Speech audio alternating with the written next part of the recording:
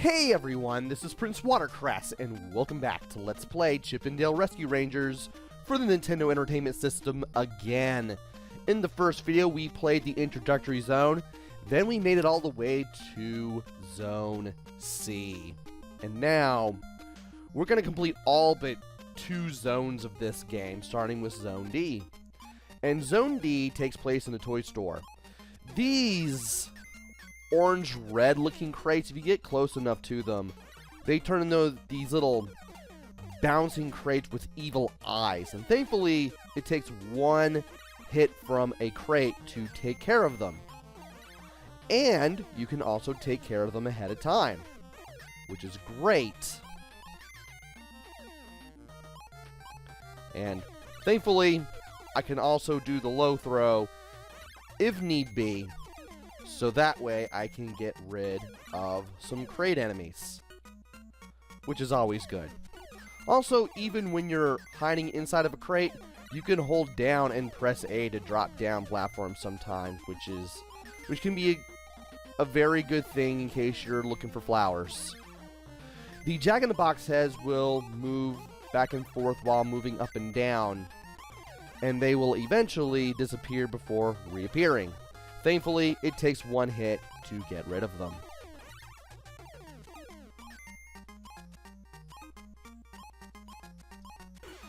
And that is exactly what I did not want to do. But I was able to get rid of that clown head further back regardless, which always helps. These enemies in particular, these little spinning enemies, cannot be ultimately defeated, but if you know what you're doing, you can pass by them unscathed. And if you hit them with a crate, they actually spin around pretty fast, and that gives you a little extra time to get past them if need be. For the second area, we have these guys that are attacking us with carpet. You can destroy the individual carpet strands that come out, the individual pieces of parts of the fabric that are sent at you. But if you get close enough to these guys, they will run away. Thankfully, I was very careful about how I wanted to do this. These guys in the tank tops, I believe they take 2 hits to the feet. Yep, they take 2. And if any crates are in their way, they will punch them out of the way. And apparently, it doesn't always take 2 hits. Sometimes you can hit them in 1. By throwing crates at the switches, you can turn them off. By turning the switches off, you can make it so that the little tubes here do not produce balls. And when they're on, they will produce balls. But thankfully, you have to stand on them to turn them on, and throwing a crate at them will only turn them off, and it won't turn them back on either. Be careful and go fast when going here, because these purple blocks will fall on you, and it will be bad if they fall on you. It won't kill you outright, but it will cause you to, well, have problems.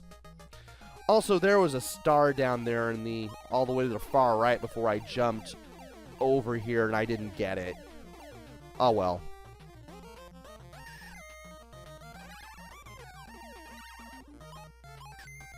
Anyway, there's more crates, there's more flowers, there's more stars to look for. If you know what you're doing, you can virtually find everything. There's the 1-up right there, showing up from the left because I managed to find enough flowers. I should have done the low throw with the apple there, but shows what I know. And you're right there. I can get rid of you, and I can get rid of you. Perfect. And once we go in here, we're going to fight a boss. You want to throw the ball at the yellow lights on the robot. As you do this, you also want to position yourself so that you are between the balls and the balls can't hit you. Once again, 5 hits will do it. And thankfully the balls fall mostly in the same place every time. And every volley of balls, you only get 1 ball in the second volley, which is kind of weird. I left a boat for you to use to get across the water in Zone E. Oh, by the way, I nearly fell into a hole in Zone F. Watch your step. And we will be going to Zone E, which is completely optional. The cocoons will move up and down. 1 crate will get rid of them.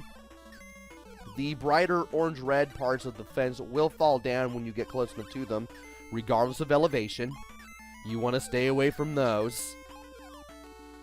And, of course, just like with every other level, you want to watch out for flowers hidden in crates. And stars. You'll definitely find those too. The bugs will pop out of the bushes when you get close enough to them. They kind of remind me of the bug enemies in Jack and the Beanstalk, or the Mickey and the Beanstalk part of Mickey Mania. They're very similar, at least in appearance. And I'm totally going all over the place to ensure that I don't leave any stones unturned, because you never know when you might find health, stars,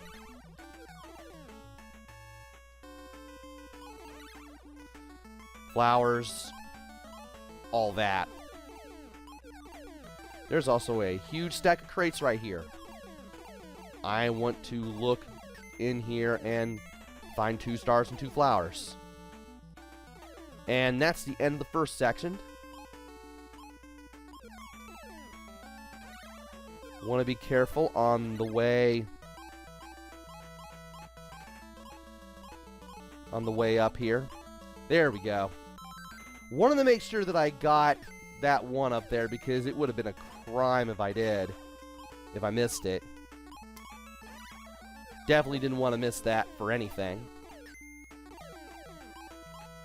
And there's some water right there. When you open this crate by walking into it, you will get the boat. Be sure to toss out a crate before jumping into the boat. That way you can control this thing with left and right. Left and right plus the A button will allow you to jump out. And there's a hammer here. Grab the hammer with B. Then keep swinging it with B to smash through the rock wall. There is nothing... Ow. There is nothing else to do with the hammer here, so... Actually, there kind of is. You can use it to get rid of enemies. Believe it or not. You can throw it upwards by holding up and pressing B to get rid of it. But you want to make sure that you're out of the way of the hammer when it drops down, or else you'll just get stunned. And thankfully, aside from breaking through the hammer, breaking through the rock wall and hitting enemies with the hammer, there's not much else you can do with it. You can't break crates with it or anything. Anyway, go through here, and we now have the third section. Almost jumped the gun a little bit. I almost said that this was going to be the boss section. No, we have one more section of all this. These enemies will be at the bottom, these little stag beetle-like enemies. And that first one had two stars pop up above it.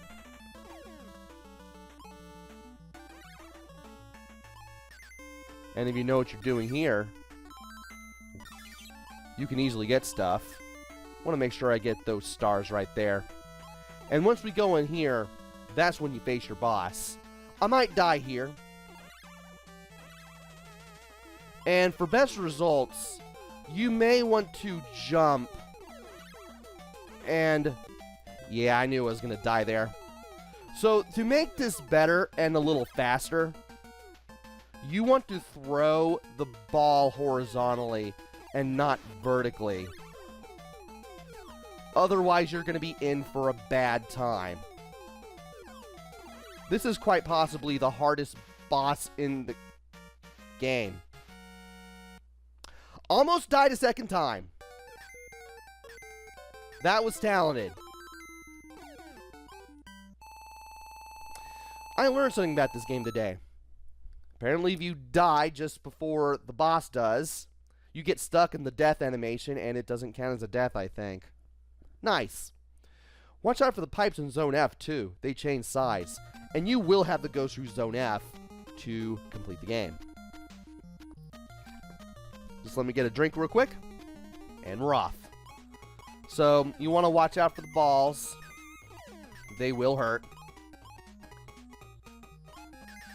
You want to make sure they're all the way down before you jump across the chasm here. Otherwise, you'll be cruising for a bruising. I'm going to wait right here. And here, you want to watch out near the pipes in the ceiling because that's when these things will drop down. That's where they'll drop down in addition to when they drop down. When one disappears or when enough time has elapsed, yeah, there'll be another one that will pop up. And yeah, these guys are now taking 2 hits to defeat. It is possible to defeat them in one, I just don't know how to do it. Maybe you have to hit him in the legs or something. Nope, it's 2. That guy specifically took 2. Now for the second and last part of this. First things first, do not grab crates. And use the crates as resting points.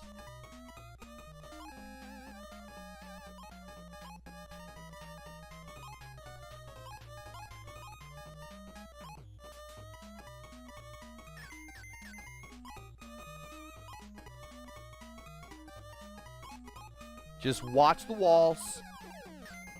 As long as you have a little bit of platform to stand on, you'll be able to stand on it.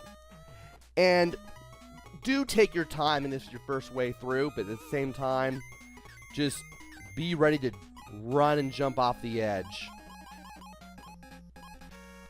I made that section a little easier than it can be sometimes. I'm just kind of used to the nature of how that section is. Good work, team. You're almost at the casino. And that leads us to Zone G, which is required. Matter of fact, this and the rest of the levels in the game are required. You can't skip anything after Zone F. So first off, we're throwing crates at these lizards and tuxedos or sport coats and trilby hats. They will jump over things when necessary. And here, I think you want to... Nice. I believe you want to take the top route for more of the flowers.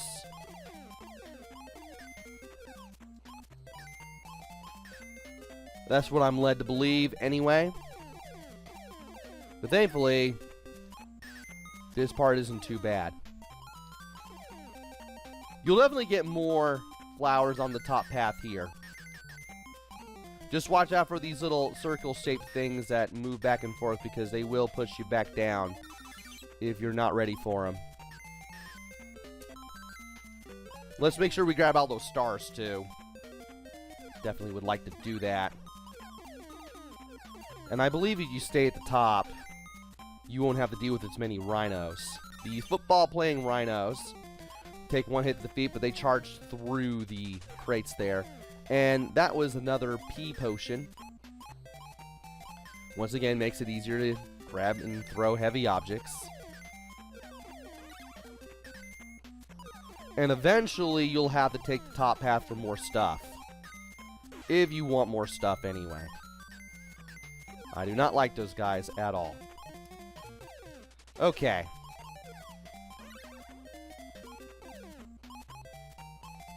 Now, if you want to take the top path, you gotta use these little metal crates to get everything. And make sure to take a metal crate with you so that that hopefully does not happen.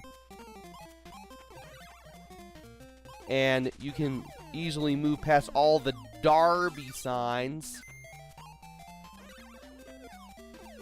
which is apparently how the Japanese pronounce the word derby. And thankfully I managed to find another unit of health there, which is always good. You ain't getting away from me. And here's the third section, which has more of these little football guys.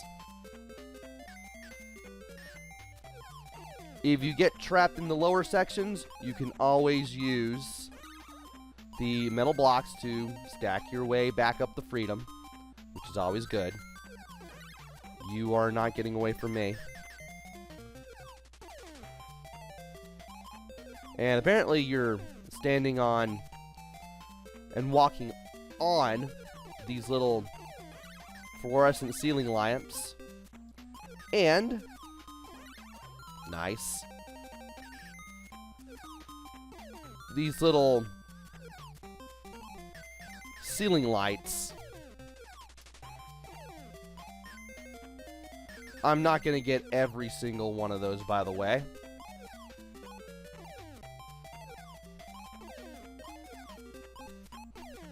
And now, we're going to get the one up right here.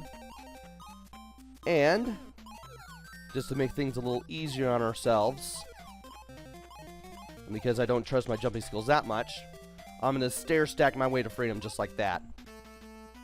Alright. Watch out for the spikes on the floor. Grab that ball.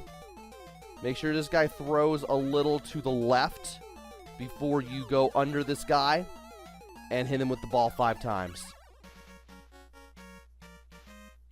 If you go just enough to the left, he stops throwing straight down. And you can use the breaks in the between the coins to get under him and throw that ball straight up at him. That guy throwing the coins. Thanks, guys. I knew you could do it. Fat Cat just ran off. But you can chase him with my rocket.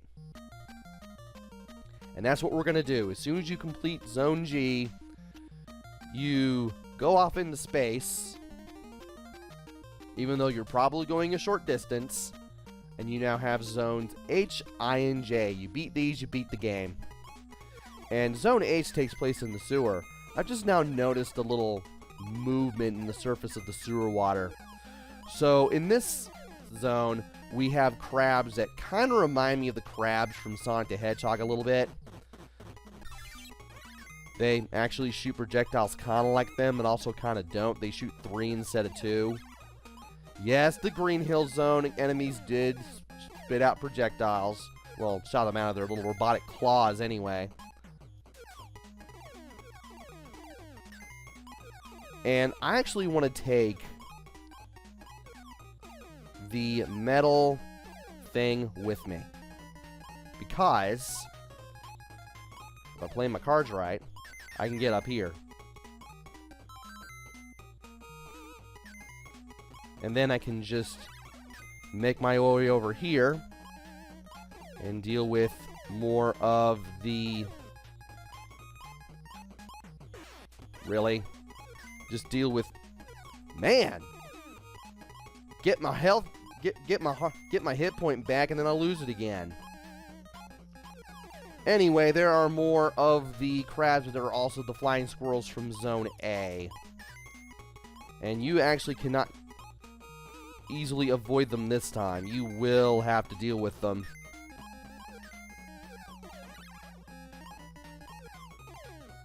If I jump right here, I can get one of the flying squirrel ninja guys to spawn, which is always good. Also want to make sure that I make a habit of taking a crate with me. Want to duck down here if you have a crate, because the ninja squirrel will run into it. And again, thankfully, we don't need the metal crates for much of anything. And we can just jump around here and get nothing, apparently. Well, shows what I know. And now we have the clones from Zone B. They are showing back up here. Fun. And if you jump around here, you can get yourself a star. Now, thankfully, I got everything on the left side here first, before going back down, jumping the gap, and then getting over here. And now you have the little grape shooters, the little wine shooters. These guys are back.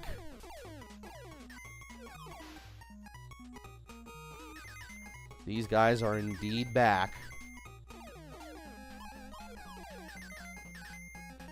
Thankfully, you won't have to deal with them for very long. And here you can just jump around, grab a bunch of flowers, and then complete the zone. Zone H is clear. And we can do one more bonus area before we get one last hit from Gadget to close out this video. I'm going back to headquarters, so don't worry about me. Watch out for the fans in Zone I. They could blow you away. And we will have to watch out for them in the next video, which will also prove to be the finale of Chip 'n Dale Rescue Rangers for the NES again. Until then, this is PrinceWatercress. Take care, stay safe, and thanks for watching!